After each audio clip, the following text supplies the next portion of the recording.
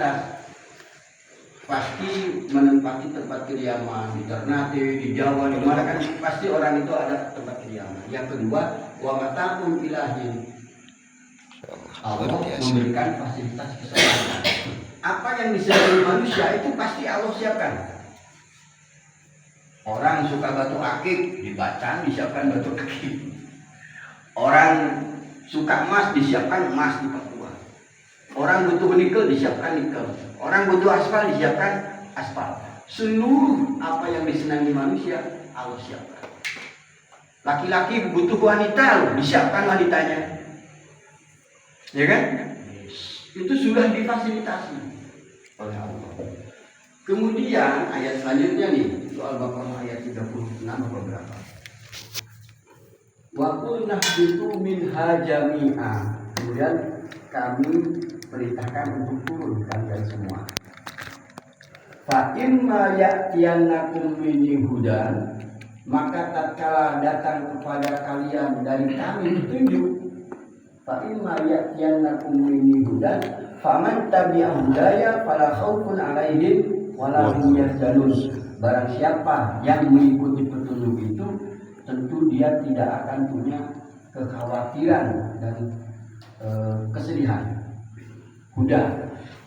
Hudan ini jadi kata kuncinya. Apa hudan? Hudan itu adalah Allah itu setelah menurunkan manusia beranak pinak. Kan Allah tidak membiarkan, tidak dibiarkan begitu saja. Allah akan selalu utus orang-orang tertentu untuk menyampaikan pesan Allah. Allah utus Nabi Musa, Allah utus Nabi Nuh, Allah utus Ibrahim. Kan semuanya menyampaikan pesan-pesan Allah. Allah utus Nabi Muhammad, Nabi Muhammad menyampaikan pesan Allah berupa apa? Al-Quran.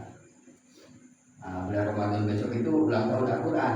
Syahrul Ramadan alladzi unzila fihi al-Quran hudan lin-nas wa bayyinatin minal huda wal furqan. Jadi Allah menurunkan Al-Quran itu sebagai petunjuk. Dah paham ya? Kemudian berarti petunjuk itu asalnya dari Allah. Pemilik Al-Quran ini siapa? Allah. Jadi Allah menurunkan petunjuknya berupa Al-Quran. Dan Al-Quran ini bukan milik nabinya, bukan milik ulama, bukan milik kiai, tapi milik Allah. Sekarang milik Allah. Maka bahasanya manansah.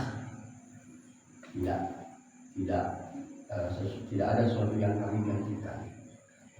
Ketika Allah menurunkan petunjuk itu berupa aturan, berupa undang-undang, kita suka mengenal kemarin ada undang-undang KUHP baru ya. Tanggal 2 Januari disahkan undang-undang KUHP baru menggantikan KUHP lama tahun 81, undang-undang tahun 81, warisan Belanda. Jadi undang-undang lama berubah menjadi undang-undang baru. Namanya apa itu? Diganti atau direvisi. Ketika ada undang-undang yang dulu itu dianggap tidak relevan dengan zamannya, maka undang-undang itu diganti. Kan biasa juga kita kan, kalau ada undang-undang yang tidak kita setujui, tidak kita anggap relevan, kan diadukan ke Mahkamah Konstitusi, pasti direvisi. Tiap saat Pak, dunia hukumnya, undang-undang yang sudah mapan saja tetap bisa direvisi. Namanya revisi. Kinten-kinten undang-undang itu, undang-undang KUHP yang baru yang merevisi siapa? Yang merevisi pasti pembuat undang-undang. Kalau di kita berarti DPR, MPR itu yang merevisi. Rakyat kalau mau merevisi ya lewat sana.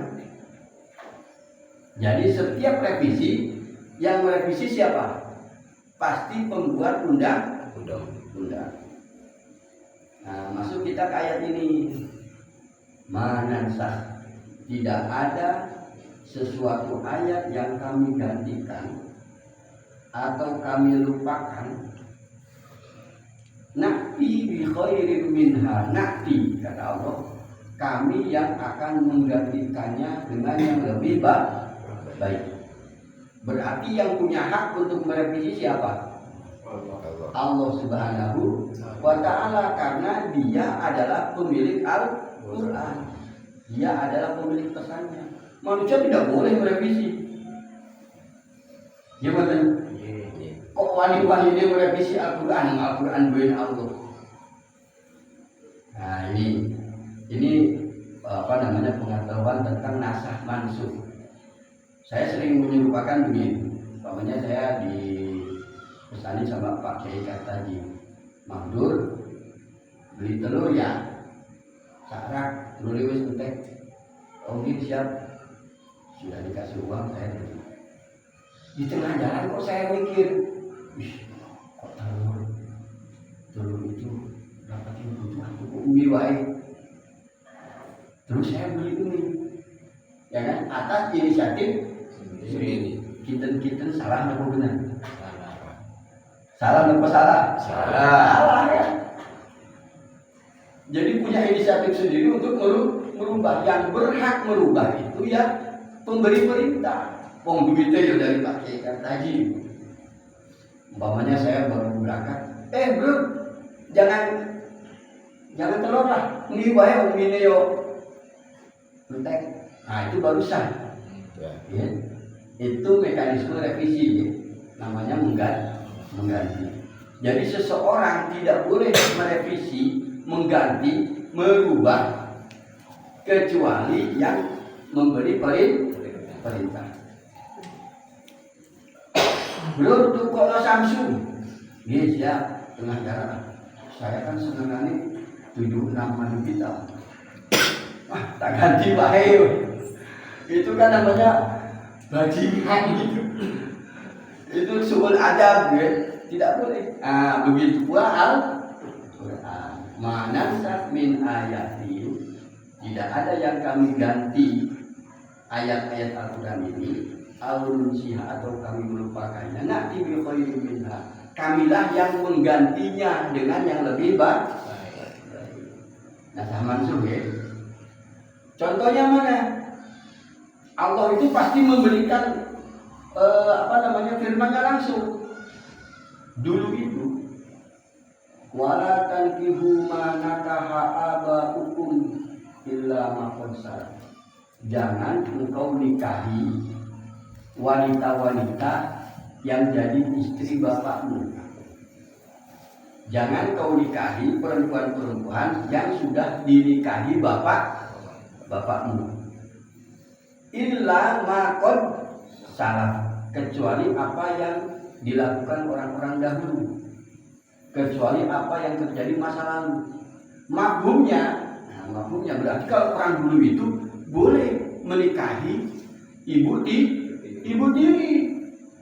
Jadi kita punya ibu tiri, bapak kita meninggal, istrinya itu tak pek wae, gitu loh, dinikahi, bikin ayu, kayak dayang sumbil kan. Bapak ibu tirinya masih muda, bapaknya meninggal duluan. Nah, jadi dulu juga wis tak inceng. Nah, di Al-Quran jangan engkau menikahi perempuan-perempuan yang sudah dinikahi ibumu. Berarti kan yang sekarang itu tidak boleh. Illa ma qad salaf, kecuali zaman dulu. Berarti zaman dulu itu boleh. Nah, hukum dulu membolehkan menikahi istrinya bapak kita diganti oleh Allah dengan hukum tidak boleh. Kebayang betul? Jadi itu revisi namanya. Allah pasti sampaikan apa yang sudah Allah ganti, sampaikan. Ada lagi itu turunan ayatnya di surat An-Nisa di juz 4 akhir. Kalau mau cek, ada lagi.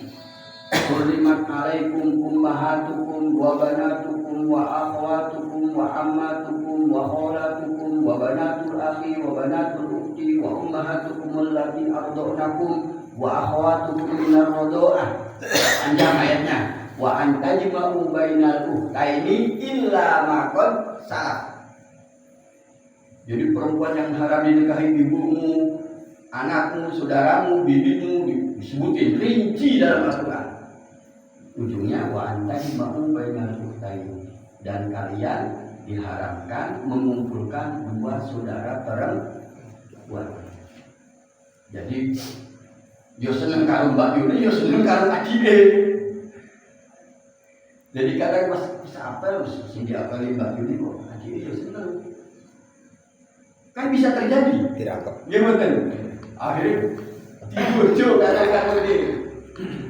Nah, itu haram illa makon salah, kecuali di masa lalu. Maklumnya di masa lalu boleh. Nah, paham ya?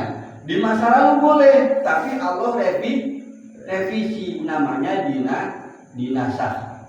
Allah ganti hukumnya. Dulu boleh, sekarang tidak boleh. Makin paham ya. Nasah mansuh ini ilmu usul fikih ini. Usul fikih. Jadi nasah mansuh itu yang menasah juga Allah. Karena ini pesan Allah. Bagaimana nasah mansuh? Di Al-Quran sendiri. Ada lagi bulan puasa nanti nih. Uhilla lakum lailatas syiyami rafatu ila nisaikum hunna libasun lakum wa antum libasun lahun. Alimallahu annakum kuntum takhtanuna anfusakum fataba alaikum wa afa ankum fal'ana bashiruhunna. Dihalalkan bagi kalian rafas bersetubuh di malam bulan puasa. Alimallahu annakum kuntum takhtanuna anfusakum. Dulu Allah bilang itu. Allah mengetahui dulu kuntum. Dulu kalian itu suka berkhianat terhadap diri sendiri. Berarti apa? Zaman dulu itu kalau orang puasa, Pak, siangnya puasa perut, malamnya puasa kelamin. Tidak boleh bersetubuh malam hari. Siang hari nggak boleh, malam hari nggak boleh. Wah, dikebiri. Bayangkan 1 bulan penuh kita tidak boleh nyenggol bojo. Dulu ya, dulu. Jamur. Maka bahasanya alimallahu annakum kuntum. Ini kalau ustaz-ustaz pernah ngaji nahu kan tahu kuntum. Dulu kalian itu tidak boleh. Sekarang basiruhunna, sekarang yo garapan. Berarti dulunya itu tidak boleh, tetapi Allah sangat tahu kalian ini suka mengkhianati diri sendiri. Cok nyolong itu. Tak nyolong itu. Kuntum tahtanuna anfusakum, kalian itu suka mengkhianati diri sendiri. Fal'ana basyiruhunna. Nah sekarang boleh. Berarti zaman dulu umat Nabi Musa melas. Ya bukan umat Nabi Isa itu melas. Nek bulan puasa itu yo siang puasa malam juga puasa. Waduh ini piye dah. Bulan Syawal banjir. Tersiksa dia. Tersiksa 1 bulan. Maka kata Allah tahu kalian itu suka berkhianat terhadap diri sendiri. Al-ana itu kan Ustaz tidak tahu kan. Al-ana sekarang bahasa boleh. Nah itu juga revisi. Jadi tidak boleh ada selain Allah merevisi Al-Quran. Nabi Muhammad saja tidak boleh, tidak akan berani, karena itu firman Allah. Masuk badan. Nah sudah masuk. Jadi Allah itu sohibus syariah. Allah itu pemilik pesan, pemilik syariah. Jangan gara-gara tidak bisa mengkompromikan ayat Al-Quran kemudian dianggap yang satu nasah, satu mansuh, yang satu pengganti, yang satu digantikan. Itu kan aneh. Allah ngomong sendiri kok, pasti Allah nyampaikan mana yang nasah, mana yang mansuh, mana yang revisi, mana yang hasil direvisi. Zaman turun Al-Quran saja ada, Pak. Dulu ini saya bawakan ya, jadi jenengan tuh saya akan membawa pada perspektif Al-Quran. Saya tidak berani mengajarkan Al-Quran kalau saya memang tidak hafal. Karena saya bertanggung jawab pengajian ini sampai akhirat. Tidak akan berani menyampaikan perkataan orang lain. Saya takut nanti, bro, sampean ngaku jadi ustaz kok ngomong ke perkataan wong liya. Piye? Kejar saya, Pak. Dia betul. Jadi kalau saya menyampaikan pendapat orang lain, lah Tuhan itu sopo. Kan gitu. Makanya saya sebisa mungkin akan menyampaikannya berdasarkan Al-Quran. Kata Al-Quran di surat Al-Anfal, ya ayuhan nabiyyu harridil mu'minina 'alal qital. Hei Nabi, bangkitkanlah orang-orang beriman itu untuk berperang. Bangkitkan. Nah, itu buat pimpinan-pimpinan ini. Jadi pimpinan itu bisa membangkitkan semangat. Tidak hanya berperang saja tentunya kan. Ayo semangat gotong royong. Ayo semangat panen nang kebun pendopo. Harus mampu membangkitkan semangat. Itu salah satu karakter pimpinan. Ya ayuhan nabiyyu harridil mu'minina 'alal qital. Iyakum minkum isruna sabiruna yaglibu mi'atain. Allah nih. Jika kalian itu jumlahnya 20, kata Allah, iyakum minkum isruna sabiruna yaglibu mi'atain. Jika kalian jumlahnya cuma 20 tapi bersabar, kalian akan mengalahkan 200. Berarti orang beriman pada masa Nabi satu orang banding 10 kekuatannya. 20 bisa mengalahkan 400, 200 berarti 10. Wa iyyakum minkum mi'atun yaglibu alfan. Jika kalian 10 orang, 100 orang bisa mengalahkan 1000 orang. Ayat selanjutnya Allah sampaikan, al-ana khaffafallahu ankum wa alima anna fikum du'fa. Sekarang kami tahu kelemahan kamu. Ya kan? Allah mengetahui kelemahan. Sekarang itu kata Allah pada akhirnya, fa iyyakum minkum isruna. Apa itu di ayat Al-Anfal itu? Jika kalian sekarang itu 100 orang bisa mengalahkan 200 orang. Jika kalian 1000 bisa mengalahkan 2000. Berarti berapa?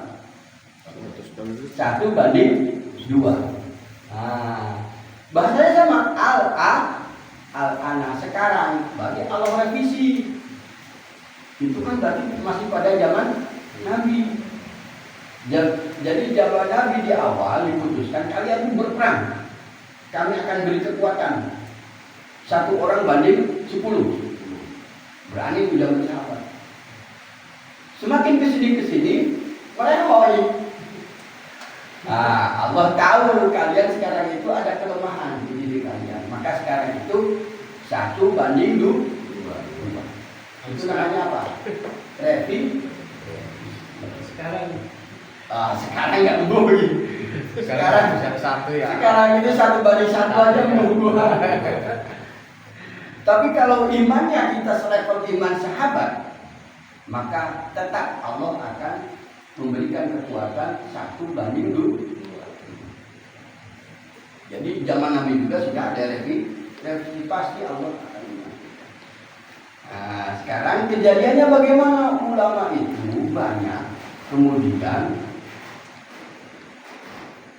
mendefinisikan nasah mansuh. Nasah mansuh itu didefinisikannya apa? Kalau ada 2 ayat yang sepertinya saling bertolak belakang, tidak bisa dikompromikan, maka yang satu dianggap nasah, satu dianggap mansuh. Walaupun Allah tidak mengatakannya. Ini yang harus kita cermati. Jadi Allah tidak membicarakan kayak tadi kan al-ana qad salaf Ini kan tanda-tandanya itu. Ini tidak bisa mengkompromikan, akhirnya kata ulama satu nasab satu nasib. Padahal sebenarnya itu karena tingkat kemampuannya belum nyampe, ilmunya belum nyampe. Jangan buru-buru memutuskan nasaman. Imam Suyuti itu nasaman itu ada 100 ayat. Kemudian ulama-ulama selanjutnya bisa mengkompromikan dari 100 ayat menjadi 40, dari 40 jadi 10, kan jadi aneh deh. Ulama kok mencoba mengkompromikan, menganggap ada ayat nasam masuk di satu ayat yang Allah tidak membicarakan. Mana contohnya? Contohnya begini.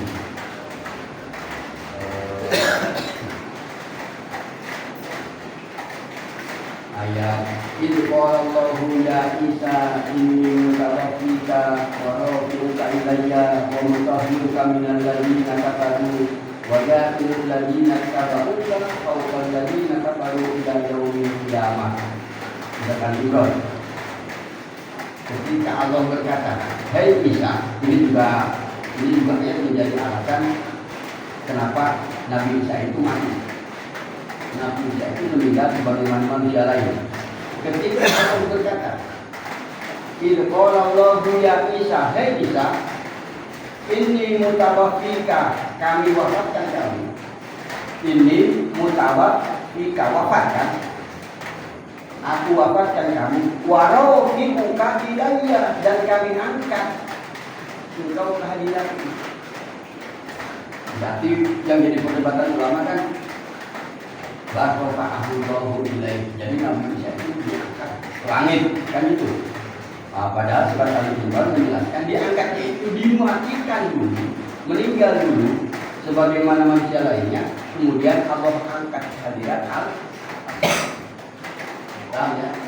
Cek di surat Al-Imran ayat berapa itu saya nggak tahu itu ayat 50 atau berapa. Itu qala Allahu ya Isa inni mutawaffika wa rafi'uka ilayya wa mutahhiruka minal ladzina kafaru. Di ujung ayatnya yang tidak enak ini.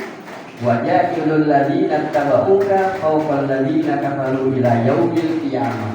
Dan kami menjadikan pengikutmu Isa akan menguasai orang-orang kafir sampai hari kiamat. Jadi Allah menjadikan pengikut Isa akan menguasai orang kafir sampai hari kiamat. Ulama-ulama bingung, nggak mungkin.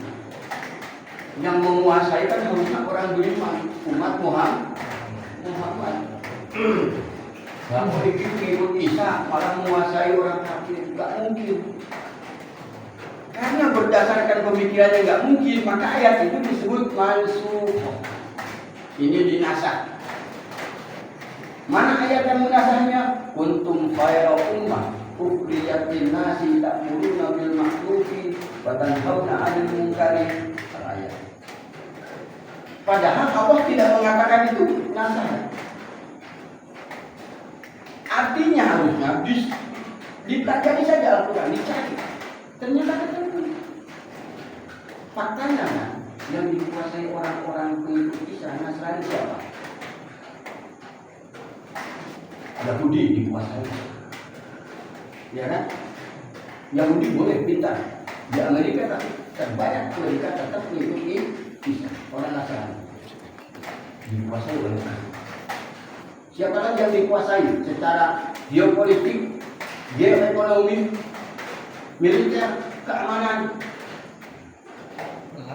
Siapa? Orang Arab. Orang Arab itu di bawah ketiak orang Nasrani. Di mana negeri Arab yang tidak ada pangkalan militer Amerika? Itu menunjukkan kekuasaan orang-orang Nasrani. Jangan-jangan sebenarnya kita harus introspeksi. Jangan-jangan kualitas iman kita seperti itu. Kualitas iman kita kualitas kafir. Itu janji Allah. Berarti kalau kualitas kita tidak betul-betul kualitas berimannya para sahabat Nabi, berimannya Nabi, maka kita hanya akan jadi di bawah kekuasaan orang-orang pengikut Isa ila yaumil. Ayat itu harus jadi introspeksi.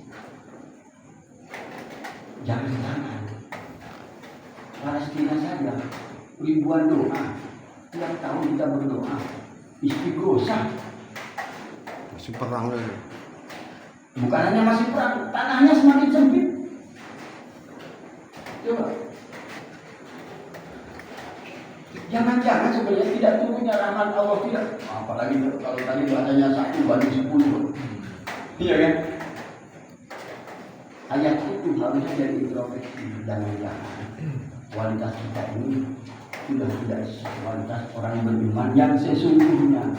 Sehingga ayat itu relevan bahwa kami akan menjadikan pengikutmu Isa wajahilul ladina tabauka fawqal ladina kafaru ila yaumil qiyamah. Kami akan menjadikan pengikutmu Isa menguasai orang-orang kafir sampai hari kiamat. Itu nasah mansukh. Ada lagi.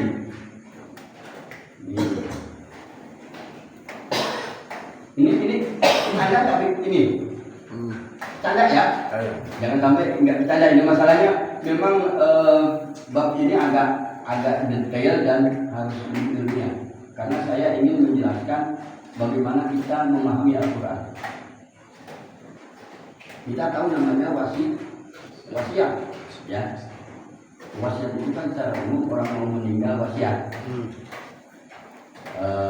Anak-anakku sekalian, aku ini sudah tua, sepertinya sudah mau meninggal, mau sakit-sakitan terus. Pertama kalian jaga sholat, hidup yang rukun ya nak, kan gitu berwasiat. Tapi pernahkah kita menjadikan wasiat sebagai sesuatu yang sangat penting? Ya kan? Tahukah kita bahwa ayat wasiat itu dimulai dengan kata-kata kutiba. Kutiba